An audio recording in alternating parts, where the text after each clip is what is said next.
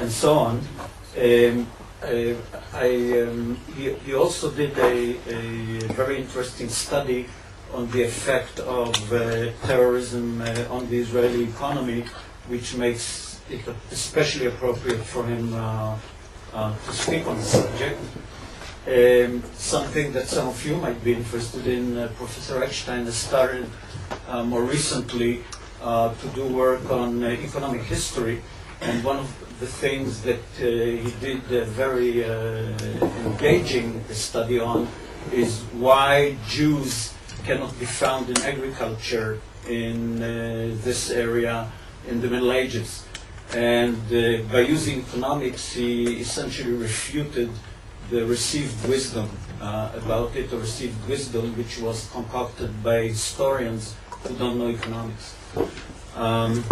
Professor Eckstein is now one of the very few people who ever served as deputy governors of the Bank of Israel, and I invite him to speak. Thank you very much, and good morning. And thank you very much, Akir, for your presentation and mentioning some of the research I've done. And since July, I'm deputy governor at the Bank of Israel. And what I would like to I would like to talk about the macroeconomic picture, and with I want to start with give you a bit of history. There is an economic view of looking at the history of Zionism. In fact, in 1922 is when we start having data on the Israeli economy, and starting in the Hebrew universities.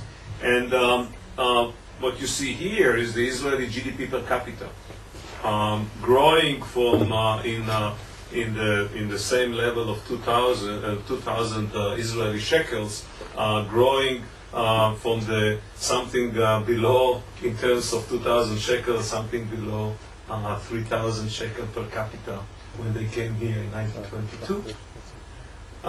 To be something around 80. And I think without looking at this picture, just looking around, that's the success of Zionism, is within threat of, I would say, terror or wars or active military actions against the growing state here over time. We succeed. What we succeed more is to see it with respect of comparison to the US economy. What the blue line shows you is the ratio measured on the left-hand side of the income per capita of a Jew who make a decision to come to Israel and get the average income per capita versus making a decision to come to the US. And certainly in 1922 there were very few who did it. I won't go too much into the history because we want to get to what's going on today, but you have to know that it's in 1922-21 is when the immigration laws in the US have changed. What you see, the big bleep here, is more due to the reduction in GDP per capita in the US than the increase in Israel, because this is the Great Depression. When my grandfather decided to sneak the Russian border into Poland, he didn't know that the rules in the US have changed. And therefore he found himself in 1931 coming to the State of Israel, getting a certificate. He still wanted to visit his brother, but when he got to the US in 1932, in the Great Depression, he said to me, I decided that to die it's better in the land of Israel. And he came here, and he was one of the many who came, and later on, unable to make the economy growing in a substantial, one of the highest growths per capita in the world, Israel and Japan, from the state established in 1948 until 1974. In 1974, we reached 60% of the GDP per capita in Israel. But in 1973, we had the biggest hit of the Israeli economy. And what you can see that almost every time that we hit by outside, there was some blip down in the Israeli GDP per capita relatively to the US. Actually, what we see is that the 73 war caused a big change in the macroeconomic picture of Israel, where the budget of defense grew up to 25% of GDP, where the total government expenditures grew up to 65% or 70% of GDP. And it was a long time that the Israeli economy had to actually struggle with this burden. I won't go on each date, but almost every drop that we see had some action correlated with the defense problem that the Israelis suffer. And most of it came, in fact, in this drop. After 2000, which is this year, this drop, which is 2001, 2002, when we get the very large terror coming from the West Bank, in particular, into the centers of Israel, Tel Aviv, Haifa, and Jerusalem. Running an economy is that the terror in Israel has become part of everyday life. The fear was substantial. It affected the local investment decision and the foreign investment decisions, and it affected dramatically the prospect of the economy. Under that threat, we had a very large effect which had high level of defense consumption. What we see is that GDP were growing down and defense expenditures went up substantially to deal with the new threat on the economic life of everyday life, which affect every person in Jerusalem, Haifa, and Tel Aviv. This threat was substantial, and the Israeli took it with military action and fence to protect the population, to protect the center of the economic activities. Those were essential for the change that we occurred in 2003. In fact, at that time, I wrote together with Professor Sidon, who is now an executive of the Bank Leumi, a paper in 2003 about the impact of terror on the Israeli economy, published in the Journal of Monetary Economics. With high rate of terror, output consumption declined significantly. In time of terror and fear, there was a huge decrease in GDP and in consumption activity. And in fact, what we see when we did our econometric study, that if there was no terror, the economy could continue to grow and be, in fact, almost in 2003 where we are now, per capita output. And in fact, 75% of the reduction that we have from 2001 till 2003 was due to the terror that actually went through the economy at that time. I want to emphasize that the fact that the Israeli army and political activities succeed to reduce terror in the urban center was an essential aspect, together with the change in policies of stabilizing the macroeconomy, in moving the economy into a new path and a new life. And you can see in this increasing picture, this is the total GDP, not GDP per capita, the total GDP growth. You see that on average the economy was growing at around 5% during the large wave of immigration and what happened through the 90s with sort of the peace process going up and down. 2000 is the year of high-tech, and high-tech is extremely important in the state of Israel. However, the terror years were substantial reduction in total GDP growth, and if you measure the population growth, which was at that year around 2%, this was substantial. 2003, the government has taken several actions to stabilize the macroeconomy, and since then, that together with the monetary stability, the economy is reaching a growth rate of 5%, and what we have is basically a very stable budget framework today. First of all, public expenditures went down, and I mentioned to you 65 and 70% of GDP. It went down to 47 and 46%, and you can see that in international comparison. The red is Israel, And you can see it was in 95, 55, 53, 54, it went up during the Intifada years. We had to decrease those expenditures in 2003, but balancing the budget at that time enabled the total expenditures to go down to 47%, which are now below the EU average, which is about the Netherlands level, which is about the UK level, which the UK economy is very similar to us. It's higher than Ireland and the United States, and maybe we can be something in between UK and those countries. But if we take out the excess burden of defense expenditures, which is about, actively after we take the help from the US, about 4% of GDP, we are very close to an actual expenditures similar to other countries. So that will give us what we call the fat is not that fat anymore. And that's an extremely important aspect.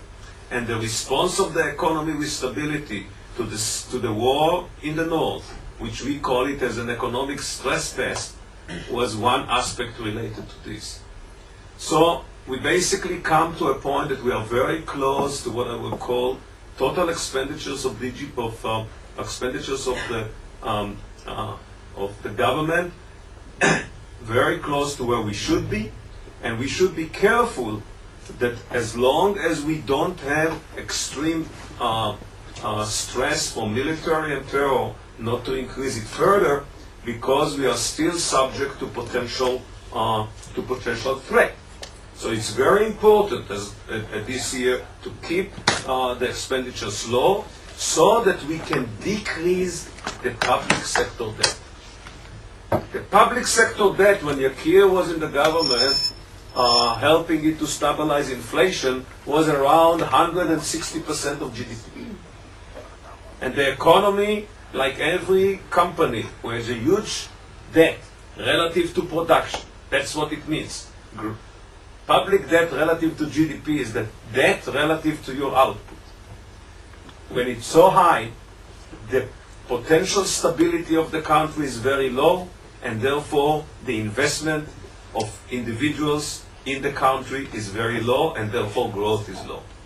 Decreasing this ratio to the level of around 60% is the key goal for sustained growth in Israel. In the Intifada, this ratio went up back to around 110% and was again a threat on the economy. Since then, since 2003, we enabled by budgetary and privatization to decrease the debt to be around 88% of GDP. If the prediction for 2007 of 5% growth will continue, and given the expenditures approved to 2007, we will be, with privatization, we will be around 85% of GDP. And as long as this trend continues, we keep the stability required to have a growing economy with fiscal stability of around 4 to 5%. I want to emphasize that most of our studies show that if we bring more stability in sustained peace in the area, with less threat, such that defense expenditures could go a little bit even down, but not only that, that the people would see the economy stable with the potential future terror and other threats lower, we can reach more than 5 and 6% growth, and the economy could reach its goal to be among the top countries, and rather being on a 55 to 60% GDP per capita than the US, we should reach an 80% per capita relative to the US, which should be a goal for maintaining the Israel as a Jewish home for people who are free to move and want to reach high standard of living and high quality of living. So that's basically give you the general framework why we can actually grow and provide that within the region, and interchange between defense expenditures, terror, and stability. I want to continue in the next to talk about monetary policy, where it's our responsibility. Today we are publishing the interest rate, the short-term interest rate, which is our main monetary tool, where our goal is to reach inflation of 1 to 3%. But people ask me, why 1 to 3%? 1 to 3% is the inflation rate run by most other countries. That's implicitly or explicitly the goal of the Fed, the ECB, the Bank of England, the Australian, and all the other countries which are key partners to our trade, and we are one country within this framework. So being around the 2% inflation rate would keep the monetary and financial stability to support the fiscal stability, to support the growth of the economy. The other part of the Bank of Israel is to supervise the banking system, to keep financial stability overall, and developing the capital market in the global economic atmosphere such that we can ensure competition and efficiency, not in all aspects of life, because in the financial market help all the decision making, from the household when they make decisions on buying a house to get a mortgage, when you buy a car to take a loan, to any person who is making a decision to invest and to save for the future, and for every entrepreneur who is making decisions on developing his own economic activities. That's essential for modern economy, is a competitive, efficient, and stable financial world, and the Bank of Israel is as every other central bank is a central figure in this. What we achieved, actually inflation in the last 12 months was below the target. It's actually, we measured the inflation 12 months, we are almost minus 1%. Main impact of factors are the exchange rate. Our economy, our prices are highly sensitive to the dollar exchange rate, because still going back to the inflation period, people denominate their prices of housing, even lawyers, an accountant, an economist measure their hourly wage by the US dollar, even that the US dollar is dropping relative to the shekel and relative to the euro. So what you see is that a drop in the new Israeli shekel relative to the dollar exchange rate has occurred. But almost most of it was a result of the weakness of the dollar relative to the euro. In fact, the Israeli currency depreciated relative to the euro and many other currencies, and in fact that's enabled the economy to continue the export-led growth. Moreover, if we take out of the CPI the impact of housing and the other exchange rate, we are not as low inflation as the other picture shows. The other aspect, which is a very important aspect, is the decrease in the risk premium. It's not only Israel. Ambassadors from emerging markets actually globally or among emerging markets, and Israel is among the top, more developed among emerging markets, the risk premium has reduced. But for Israel, is reduced moreover.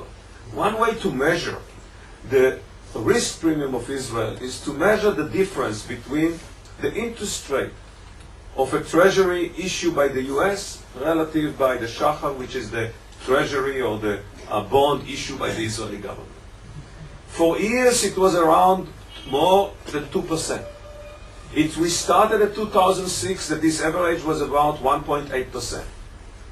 With the very good performance of 2006, it went down substantially, but it jumped immediately. You can see it exactly here when the war started. And when the war was ended not that great, it went up even more. But after the war, as people realized that the government of Israel is keeping the stability that I showed you before, and in fact the bond market become more international by the reform issued by the bank, by the Ministry of Finance and the Bank of Israel of primary dealers, this rate difference to the US went down from 1.7% 2.6%. 1 percentage point down, and all of you can measure the impact of this for investment, for mortgage taking, for everyday life of the Israeli economy. The action taken by the Bank of Israel as the war started by increasing the interest rate by 25 basis points was highly criticized. The reason we did it is because we thought that the general environment of uncertainty increased and we wanted to signal stability. I think that that has an impact. The fact that we will watching and we are not afraid to take a non-popular action, but a good economic action, enable to local citizens and foreigners to realize that we are running a responsible macroeconomic policy that enable the economy to be stable. So economic action of a country under terror has to be very responsive to the entire environment, and that's very important. But a key other pillar that important for the stability of the economy is the huge change in export and imports. In fact, since 2000, total services and of exports and goods export relative to import equalized. In fact, we are expecting in 2007, we were in 2006 almost $1 billion surplus. And we are expecting in 2007 to have a surplus. We are not accumulating the foreign income of dollars and euros, etc. We are basically letting the exchange rate to respond. This is different than what East Asian emerging markets are doing, like China and Japan. In addition, we have a huge growth in current account surplus, more foreign exchange coming to these countries, more foreigners seeing this country attractive for investment. The locals are investing abroad. But I have to tell you, Israel is a completely different country than we knew it in the beginning 90s. There are more assets for Israeli citizens in the out world, Israeli citizens who own companies and private, and foreigners are holding assets in Israel. The difference is around $20 billion, and this is around about 15% of GDP. This is a very stable foreign exchange market that actually make the shekel strong because we have a very strong economy in the international market, which is going together and helping us to keep the economy to stable. Those things make our economy able to get into the stress test of the war in the north. I want to emphasize it in terms of our analysis. The war in the north was different because it did not hit substantially the center of Israel, Tel Aviv and Jerusalem. It hit a little bit Haifa, but it was only for 1 month. Monetary policy is important. We are following the monetary policy that has been adopted by most modern banks, central banks in the Western world, and in actually emerging market as well. Policy steps should be moderate in order to prevent panic in market. Decisions should be taken only, very strong decisions, changing decisions, only in a crisis times, both to signal and to stabilize. Policy has to be transparent. We are publishing, you will see this afternoon, we're publishing background and the main reasons for our decision that we just made this morning. And in 10 days, we are presenting a protocol of all the decisions, of all the ideas and the reasons and what people say in the decision process. A year ahead, private forecasters actually think that we will be in the center of our forecast. Capital market actually expect a lower inflation, but in general, you can see that the market, the red line, which is measured by what the market predict will be the inflation a year ahead, is always within the 1 to 3%, even that the green line tell you that we were away. So there is high confidence for the Bank of Israel. Now, In the last few minutes, I want to say something about, I said things which are good, and the economy looks good, but we could be excellent even without the desired peace. To be excellent, we need to follow the rule of reforms. Every country needs a reform. UK needs a reform, France needs reforms, every country needs reforms all the time. We have neglected reforms. And I want to emphasize two aspects of weaknesses. First, I want to say something about the financial markets.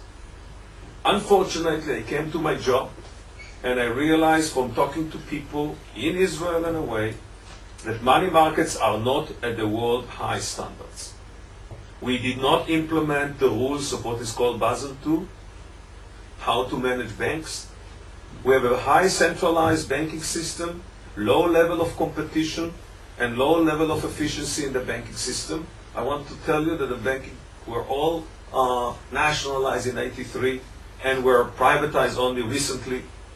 And we haven't seen yet, in a country like us, international banks coming in and providing all the platform that has been developed in international markets in the last 10, 15 years. And what they do, like HSBC and Citigroup, are just starting working here on a minor scale.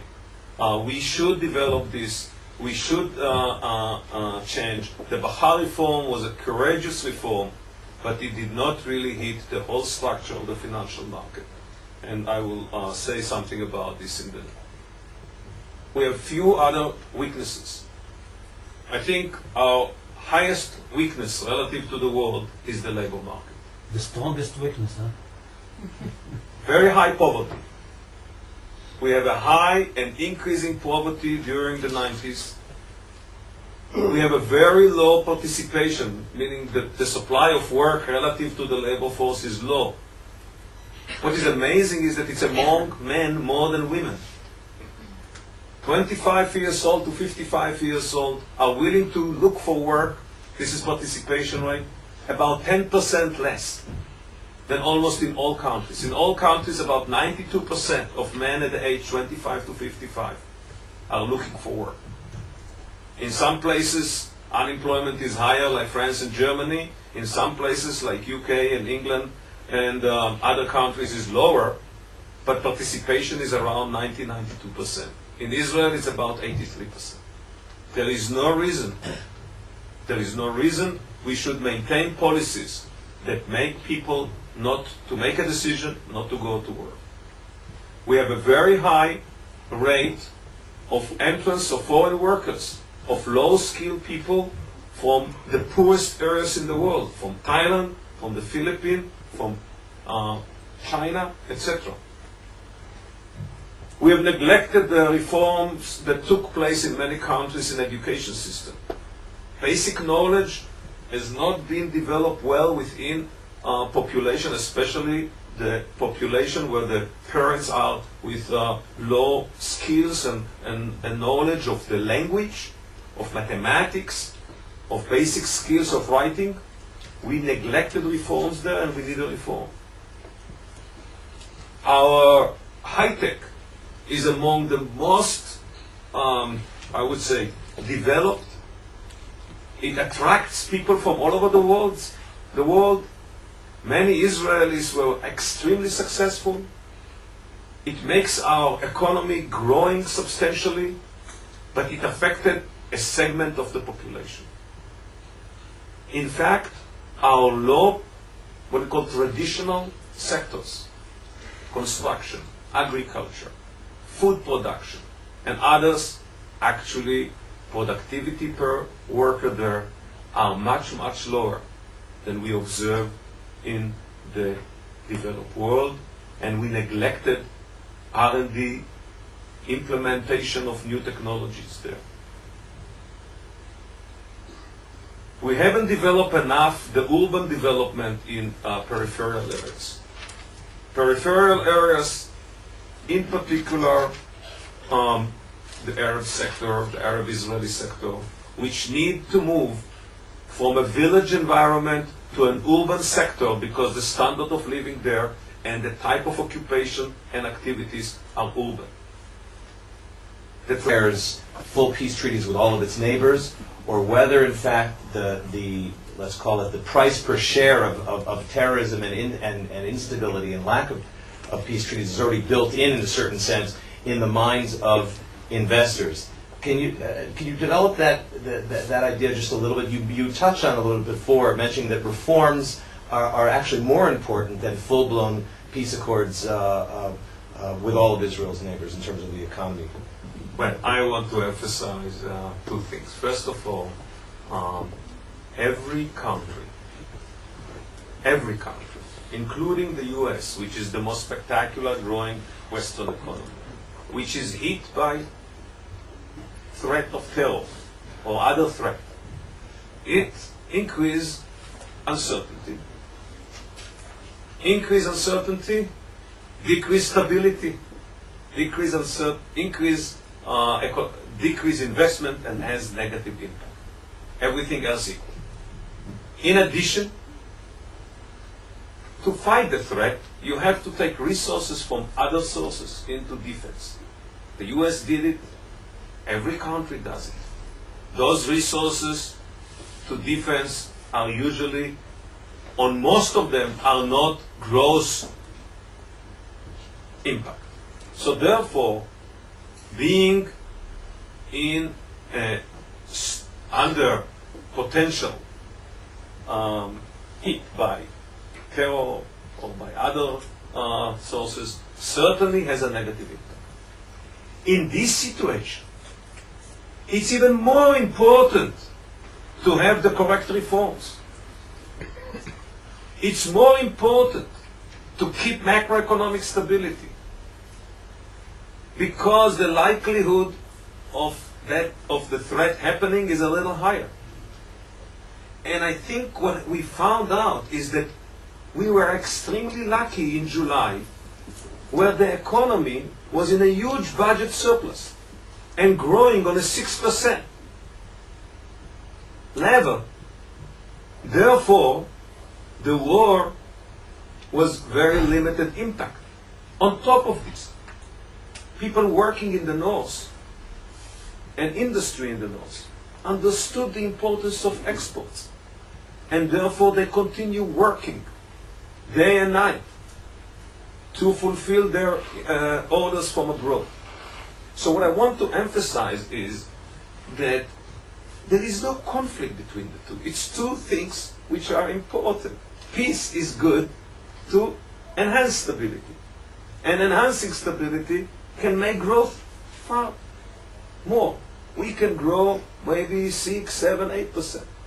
I certainly believe that with the current economic, with the current political, geopolitical, which is not peace, with reforms in the labor market, with bringing back people who are not working in working, we can have another almost 1% growth per year.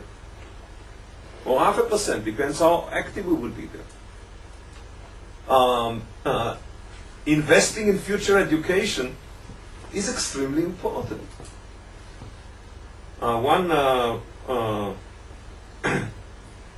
There is another cost of the unsolved peace treaty with neighbors, is the neglect of leadership from economics.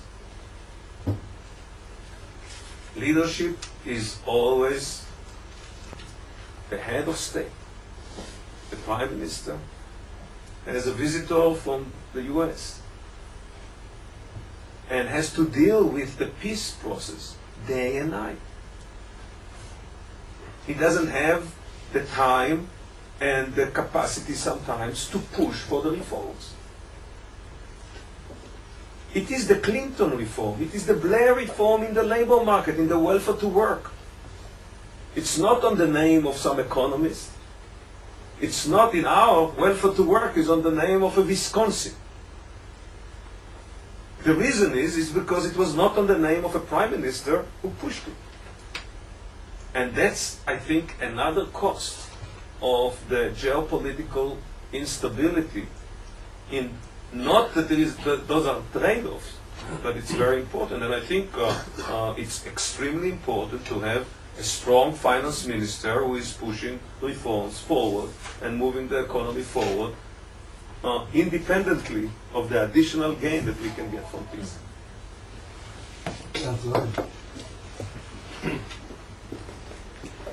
Jean-Michel Rickner, Interpress. The Israeli economy is thought to be controlled more or less by 15 to 18 families or group of large, anyway, the banks there are 4 or 5 banks in Israel. You see, you introduce HSBC and also Citibank, which is trying to develop the Israeli market. But how do you see the opening really of the Israeli economy if so limited, or such large groups control the economy, and the banks, the foreign banks, have no easy penetration on the Israeli market? Well, first of all, I want to emphasize that there is a lot of populist discussion about this. Unfortunately, I haven't seen recently a good study about this issue of concentration of capital within few families or few individuals. But I'm in this country since '83, an economist, and I remember the country in '83. There were very few people at that time, very few families important to the Israeli economy. Most of the economic activities were at the hand of the government. So I would say that the capital is larger now, and more people are involved. Furthermore, I think the economy is open. This is a real open economy. We see Warren Buffett investing. We see Cerberus, which is a very important financial institution in the U.S., trying to buy a bank. There are some legal and regulatory issues in terms of whether that will be approved or not, but there is a huge interest. The amount of foreign direct investment in Israel has been substantial. Most of the high-tech are new people. So I don't think that the picture that some populists write it down is correct about the trend. I think Israel economy is much more open, is much more diversified, and there are many more forces at hand, and the power of the government to involve in direct business is reduced substantially. So I actually think we have a very positive trend. Whether we are enough, no. I said it in particular. We should go ahead by opening more, by improving the financial sectors, by improving the regulation, by adopting international standards. We will certainly get HSBC and Citigroup maybe from just being a small bank working with top 200 companies, maybe a bank that provide services to the entire population, which they do in many less developed and developed countries. So I would see there is a way to go, and we should be there, and I'm working on this. In fact, I'm leading it. I can tell you that one thing I found, maybe I will share with you this information. What I found is a key issue is coordination of regulators in the capital market. So I established a forum, what they call Capital Market Forum, that I want to develop the financial sector. And what I put into the room, I first invited all the bankers. So what I mean, all the people who are in the first the private sector, not the general managers, the people who are responsible on the clearing rooms and the transaction rooms, from Bank Leumi, from Bank Poli, from Bank, all the banks.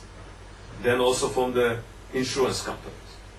And then I brought in the supervisor of the banks and the supervisors from people. I did it actually jointly with the accounting office, Yaron Zalika at the finance ministry, and with his deputy. And then we brought all the regulators from the SEC, from the tax authority, and from the stock exchange general. So I put 40 people in one room, and I said, how we make one financial instrument which is called repo. And we are talking. Every few weeks we talk. In order to develop this, it requires a lot of activities. Actually, not legislation. It has been started before. So one thing I found in Israel which is missing coordination among regulators and the free discussion between us and the financial sector and other players, and then basically to develop it. By the way, that's the way it's done in England, in the US, in other places. You always have to generate coordination between regulators in order to develop these markets. And that was missing. So I think by this way of coordination between regulators, we can push this economy much farther, especially in the financial sector. Any more questions? Yeah. How does Israel stand in terms of taxation in international competitors, both of the labor market and the capital market? And is it a deterrent to further economic development, or what? Well, we have a tax rate which is lower than Sweden and Norway. And we have it higher than the US and Ireland. We are very close, in fact, around the average EU, which is relatively high. Taxes have been reduced substantially. Marginal tax rate, which was in 2002 around 65%, is 48% starting this year. That's a huge reduction. Remember that total tax collection has increased substantially. Consumption tax is 17%, it's around average. So at this time, I would say that marginal taxes throughout income is maybe higher than what I would like to be optimal, but it's not extremely high. We cannot say it's extremely high. It's very much like an average.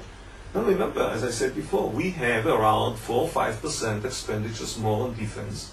In fact, there is now a committee that the Prime Minister said that they want another 1% of GDP expenditures. This is a burden, and we therefore need higher taxes because we need to reduce our debt to GDP such that next time we get a stress test of some terror activity or some other kind of what we call negative shock to the economy, either from economic reasons or from defense reasons, that we wouldn't need to reduce expenditures so much as we did in 2002.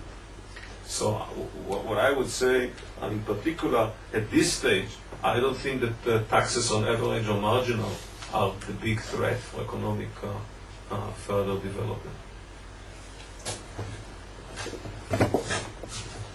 President Eckstein, I wanted to thank you for an excellent presentation and wanted to make a brief remark that we now also have an Indian bank in Israel, State Bank of India. Thank you. It just started functioning for last week, since last week. Thank you. Thank you. Now, India is one of the symbols of economic growth, which is a substantial growth in India, and there is a large there are many Israelis who are working in India, and I think it's great that we have an Indian bank. The largest I hope bank. it will be important to enable both Indian to come here and invest in the Israeli economy. I mean, I want to emphasize to you something, a surprise. You know that Indonesia company bought 20% in an Israeli insurance company. This tells you what you will discuss before. This is a different country. This is a different country. So I wouldn't be surprised to find that Indian companies will come and invest here. India software market is growing it's spectacular, and it's a threat to Israeli soft market. But many Israeli companies actually develop Indian subsidiaries, and I think that's the whole point of globalization. It's not anymore a war on the pie, it's actually a joint action of making the pie larger.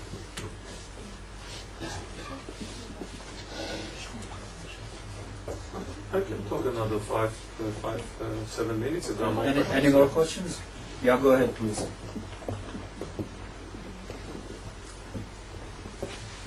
Could the strength of the shekel become a problem for the exporters? I mean, versus the dollar? Thank you very much. We just, in the meeting this morning, when we made a decision on the interest rate, I think, I will mention the name, said, it's really surprising that we don't get many complaints from exporters. And I just went to a restaurant and a businessman came to me and said, you know, actually the exchange rate is okay. And we said, oh, maybe he's selling for the euro area and not to the US area. I think it is to some extent a problem. So when you have an economy which is growing mainly in export, there is a pressure, and there is an accumulation of foreign exchange, there is a pressure down. I think it could be, I actually believe that we haven't seen enough consumption growth in Israel. We haven't seen consumption growing as much as GDP, which is I would expect it to go up. And I would expect actually import to go up. I also expect Israeli citizens to diversify the portfolio more abroad. By now they held only for long-term investment only something like 7-8% of the investment abroad. I would expect that they will increase this to 20-25%, which is equivalent in developed countries. So I would expect that these two adjustments probably will balance with the increasing the flood of foreign exchange into the country. It also enables us to be on a 4% interest rate. But I wouldn't take out of question that if that will continue, that we will be able to let the interest rate to be lower. And that's very good for the economy. That's very good for consumers. It's very good for investors, as long as we can reach stability in this situation. So I see it as something which is concern. We look at it. We are careful about it. We talk about it openly. But I would actually think that it will work out. Another thing to point out is that it's a lot the dollar relative to the euro than what is going on with the shekel. And it was 120. It was 133 now. It was 120 sometimes in the past. The Israeli economy has no impact on this one, so it may move back and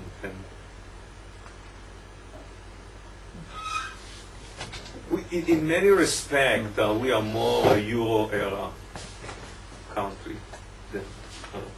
But we export more to the United States. No, not now. I think it's about equal. Become more and more equal, and remember that our export and activities with the Central European countries is increasing, and they are slowly becoming a euro era. Even if they are not joining directly, they are basically running their currency as adapted to the euro and so forth, and thinking moreover about that. Basically, the world is developed to Asia, Europe, and large area, and the US. And I think that the share of exports and activities of Israel within this area may increase. I mean, just because it's shorter and open, and more opportunities are there. Yeah, go ahead. Why is it that the questions about the future of the finance minister, inquiries into embezzlement, and have critical impact? I tell you a point. 2 points. When the investigation into the tax authorities started, 2 people from the ministry came to talk to us at the bank about the possible that it will reduce reputation of policy and it will create financial stability. And it turns out that actually after their talk, I went to a conference of the Financial Stability Forum of the Basel International Settlement Bank. And I met there the head of the OECD person on capital markets. And I asked everybody, is this investigation will cause some financial instability? And most of them say to me, almost all of them, and in particular this lady from the OECD, we actually think that in all countries there are people who are making illegal activities. Those where we read about them, it means that people do something about it. And that's a good signal. All of them said it to me without knowledge of actually going the details. So that's one aspect. The other aspect I want to say that, first of all, monetary policy in general, I've shown you the table and that was not on question. But we don't have a threat of changing fiscal policy. Because our main opposition is Bibi Netanyahu and not Chavez. So there is no real threat to fiscal stability. There is no real threat to monetary instability. And given that, the financial markets and the business sector and the world actually view us this way. And I keep talking to all the rating, I mean, we meet regularly when they come here or when we are in conferences, people from Moody's and Fitch and Standard & Poor, and they look at the numbers. They look at the action. And they look at the prospect of changing these actions. And basically the conclusion of the discussion that if everything will continue the way it is in the budget, and the next year budget will go the same direction, we may see an upgrading of the Israeli economy. And that, I think, is something which I have to say which is good for the economy in general. Yeah, one last question. During the election last year, I mean almost a year ago now, the economic topic was surprisingly a big issue for the voters, and it expressed dissatisfaction with the social agenda. Since then, you mentioned it, lots of things happened, Lebanon War and so on. But do you think that politics has done, or the politicians, the government has done enough to keep up? Even I think the International Monetary Fund was criticizing neglecting the social agenda a little bit too much. Do you think enough has been done on this topic? Almost nothing has been done. Mm-hmm. I would say a lot of talking, but nothing has been done. And at the Bank of Israel, jointly with Professor Manuel Trachtenberg, who is now the new economic consultant and the head of the social and economic, how it's called, committee or council at the ministry, at the Prime Minister office, with the finance ministry, we are working on what I call 4-year plan, that we look at a comprehensive way of looking, not just, minimum wage or I had a list of issues that should go down there. I call it in one word, active labor market policy. It's earned income tax credit, it's foreign workers, it's subsidies for daycares, it's transportation, it's activities of enhancing the ability of people who are unemployed. It's a whole range of action, and it's nothing new. You just go to the EU, Lisbon Accord, and other reforms. You just copy what has been done to countries who were actually in a situation better than we are now. And we should move in implementing, changing, preferences of budget and going there. And as people, we form it to the government. I hope the government will adopt it, and no matter what government will adopt it. As you said, it is on the agenda, and I think we as people who are professional try to provide the best program. I think it is on the agenda, and it will be on the Israeli political agenda, unless budget, which is now adopted to this around 0.25% of GDP, which is tiny, to something around 1%, but not only the budget, what I mean is a whole set of actions that should come in. My personal contribution to this is, without saying it also and being involved, is actually to organize a new thinking about all the issue of foreign workers, on all the dimensions. Why is that so much of a problem to you? I mean, this is a huge problem any industrial country has a no industrial country has policies like Israel. No industrial country has construction workers paying in China $10,000 to go and work. No country. Not only non-industrial countries, less countries don't let it go. That push wages of low-skilled individuals very low. Construction is an important occupation for low-skilled individuals. And I just want to say the following. Agriculture.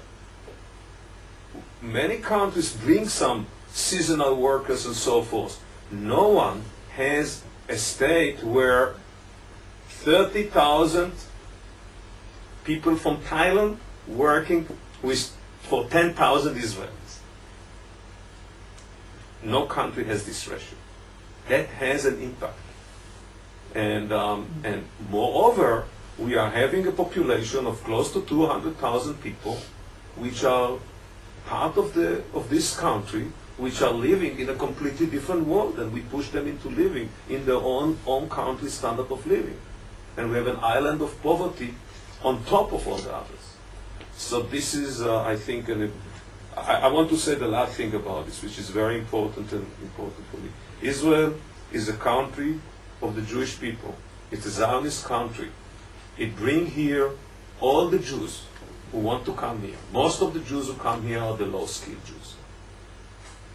Bringing 2,000 other low-skilled people to compete with them in the labor market is a big threat for the growth and the evolution of this country, on top of the 20% Arab population which is part of our country, and we have to develop it in particular.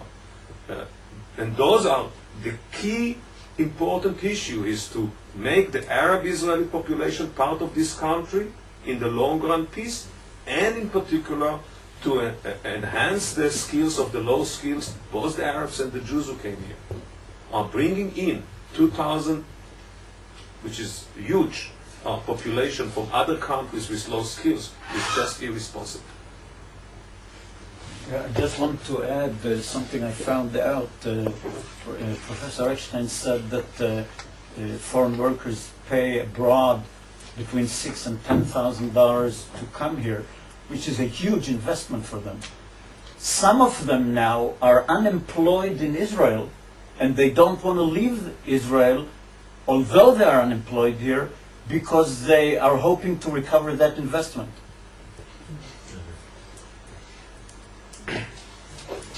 Okay, thank you very much. Thank you, Professor.